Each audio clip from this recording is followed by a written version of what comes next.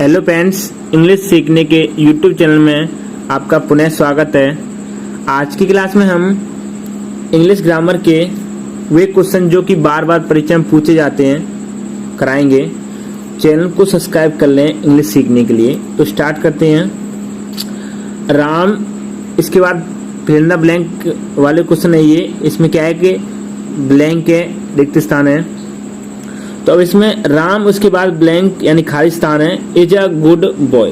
और मैंने यहाँ पर बता दिया है कि राम उसके बाद खाली स्थान इज यानी ए गुड बॉय। यहाँ पर समझना कि राम के बाद खाली स्थान है और ए गुड बॉय लिखा है। तो ये कौन सा टेंस है? पहले तो ये टेंस की पहचान करनी है आपको। तो ये टेंस कौन सा है? इंडिपेंडेंट टेंस है। कौन सा टेंस है? प्रेजेंट इंडिपेंडेंट टेंस है, क्योंकि यहाँ पर गुड बॉय है। तो यहाँ पर आपको ध्यान रखनी है कौन सी क्रिया है, इन मुख्य क्रिया कौन सी है, फर्स्ट है, सेकंड है, थर्ड है। ओके, तो यहाँ पर राम के बाद क्या आएगा इसमें? तो राम के बाद राम इज, यहाँ पर मैंने ब्लैंक्स दिए, आप इनमें से देख सकते हो। R M read reads is भी है।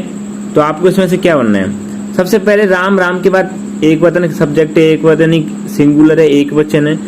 उसके बाद यहाँ पर कोई मुख्य क्रिया यानी थर्ड पर्सन में, सेकेंड पर्सन में है नहीं। तो यहाँ पर क्या आएगी? इज। क्या आएगी? Is. Ram is, Ram is. यहाँ पेन नहीं सही चल रहा है, पेन चेंज कर लेते हैं। राम इज क्या आएगी? राम इज। उसके बाद दे, उसके बाद गुड बॉय। यहाँ पर खाली स्थान है, इसमें क्या आएगा? अब यहाँ पर सोचना है कि टेंस कौन सा है। तो यहाँ पर भी देखिए कि गुड है, यानी जो मुख्य क्रिया है वो यहाँ देखना है आपको कि कौन सी है। जो मुख्य क्रिया होती है वो सेकंड में या फर्स्ट में या थर्ड में, वो आपको ध्यान रखनी है। तो दे, उसके बाद इज तो आएगा नहीं, क्योंकि यहाँ पर बहुवचन है, तो बहुवचन के साथ में तो आर आएगा। ओके, तो यहाँ पर क्या आएगा? दे आर गुड बॉय, यानी वे अच्छे लड़के हैं। They are good boy. यहाँ पर Ram is a good boy, यानी राम अच्छा लड़का है और वे गुड अच्छे, यानी वे अच्छे लड़के। अब तीसरा है आई, उसके बाद रीडिंग। यहां पर ध्यान रखना आईएनजी लगा है, इसमें क्या है? आईएनजी लगा है। तो इसमें आपको क्या पर लगाना पड़ेगा? आई के साथ में हमेशा ध्यान रखना आर का, इज का प्रयोग नहीं होता है आई के साथ में। कंटिन्यूअस टेंस है ये, तो किसका होगा? एम का होगा। आई एम, किसका? I am. अब आप इनको भी छांटिए, इनमें क्या आएगा? सबसे पहले तो वी। वी इसमें क्या है? बहुवचन है, बुक। यहाँ लास्ट में क्या लिखा है? बुक लिखा है। तो यहाँ रीड्स या रीड्स में से एक बनना है। तो वी, अब यहाँ पर ध्यान रखना आपको, वी रीड या रीड से आएगा। यहाँ पर ये बहुवचन है, बहुवचन के साथ में एस लगता नहीं, एस यस, तो क्या लगेगा? रीड लगेगा। क्या लगेगा? We read book. क्यों? हम किताब पढ़ते हैं, नहीं हम किताब पढ़ते हैं, तो क्या आएगा? रीड आएगा, ना कि रीड। क्योंकि यह ध्यान रखना कि अगर ऐसे एस तब आता है, यहाँ पर ई सी इट होता है या नाम होता है। ओके, रीड्स हो जाता। अब वी, उसके बाद यहाँ पर क्या है? रीडिंग। यहाँ रीडिंग यानी कंटिन्यूस वाला टेंस आईएनजी लगा है, तो आईएनजी के साथ में तो आपको बताया इज आर एम का प्रयोग होता है, लेकिन इज का प्रयोग कहाँ होता है? आर का कहाँ होता है? एम का कहाँ होता है? ये ध्यान रखना है आपको। अब सबसे वी बहुवचन है, तो वी के साथ में किसका प्रयोग करेंगे? आर का करेंगे। किसका करेंगे? आर का करेंगे। We are reading, we are reading यानी हम पढ़ रहे हैं। कैसे बोलेंगे? हम पढ़ रहे हैं, वी आर रीडिंग। तो ये मैंने आपको फिल इन द ब्लैंक्स भरे। आपको क्या है कि ग्रामर अच्छे से आना चाहिए, जिससे आपको आप टेंस बना सके या किसी भी कंपटीशन में आप ग्रामर कर सके। अगला क्वेश्चन है दूसरा, यानी सेकंड वाला क्वेश्चन, उसको भी देखिए। यहाँ पर मैंने नीचे लिखे हैं उनके, यानी इसके आंसर। तो सबसे पहले सी हेल्प्स द, यानी यहाँ पर ध्यान रखें हेल्प, ऐसे यस का प्रयोग हो गया द। उसके बाद सी हेल्प्स द, यहाँ पर इनमें से क्या बनेगा? Poor is rice run in, तो क्या बनेगा? She helps the poor. किसकी मदद करती है? पुअर में से होता है गरीब, पुअर में से गरीब। अब सी डज, डज के साथ में तो ध्यान रखना है कि एक वचन के साथ में डज आया तो यहाँ पर नोट का ही प्रयोग करना है। जब इस सी की यानी एक वचन के साथ में डज आया तो नोट का प्रयोग, क्योंकि डज का प्रयोग होता है कहाँ पर? नोट के साथ होता है। डू आए तो नोट का प्रयोग करना है, ये ध्यान रखना। लेकिन सिंगुलर एक वचन के साथ में डज का प्रयोग करते हैं, डज नोट का। Does not help the poor, यानी वे गरीबों के साथ, वह गरीब वह या महिला है वह गरीब की सहायता नहीं करती है, यहाँ पर वह गरीब की सहायता करती है या नहीं करती है।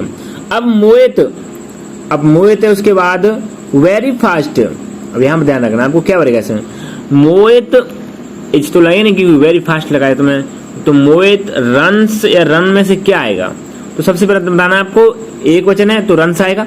मोहित रन्स वेरी फास्ट, मोहित बहुत तेज दौड़ता है। ऐसे द सन उसके बाद क्या आएगा, सन एक वचन है, सूर्य एक वचन है, तो राइस आएगा, राइसेस आएगा, तो इसमें क्या आएगा, सन राइसेस, यानी क्यों एक वचन से ऐसे यस का प्रयोग, द सन राइसेस, क्योंकि एक वचन के साथ में हमेशा यानी ऐसे यस का प्रयोग होता है। Independent tense, present independent tense. उसके बाद द सन क्या है, द सन, अब इसमें इज आर में से बनना है तो क्या बनेगा इसमें, द सन एक वचन है, एक वचन आपको ध्यान रखना है, एक वचन से हमेशा इज का ही प्रयोग होता है, तो the sun is a star. Okay, अब तीसरा क्वेश्चन है, ये भी इंपोर्टेंट है, आपको देखना चाहिए। कोशिश रहेगी कि आपको बेसिक से ग्रामर सिखाई जाए।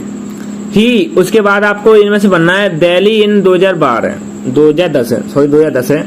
ही, उसके बाद हैज लेफ्ट या लेफ्ट में से बनना है, तो वह दिल्ली यानी लेफ्ट चले चुके हैं, यानी ये समझ लो गए हैं, ये पास्ट की बात हो रही है, तो लेफ्ट क्या बनेगा इसमें, ही लेफ्ट।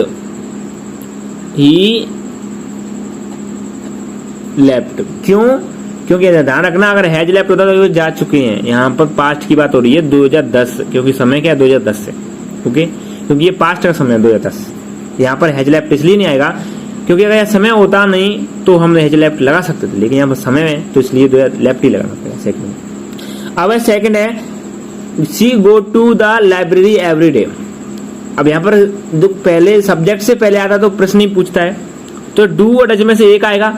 अगर डज का प्रयोग कहाँ करते हैं, एक वचन के पहले करते हैं, यानी एक वचन हो तब डज का प्रयोग करते हैं, या तो डज का प्रयोग प्रश्न के यानी प्रश्न पूछने के लिए करेंगे, या फिर डज का प्रयोग नॉट के साथ में करेंगे, नकारात्मक वाक्य में करेंगे। तो यहाँ पर क्या आएगा, डू डज में से क्या आएगा, डज आएगा। क्यों, क्योंकि यह डज एक यानी सी एक वचन है, तो इसलिए क्या आएगा डज, यानी does she go to the library every day. क्या वह लाइब्रेरी प्रत्येक दिन यानी प्रत्येक दिन जाती है, ये प्रश्न है। ओके फ्रेंड्स, क्लास को ज्यादा से ज्यादा शेयर कीजिए और क्लास सीखने इंग्लिश सीखने के लिए चैनल को सब्सक्राइब करें। थैंक यू, मिलते हैं इसी तरह की एक और क्लास में।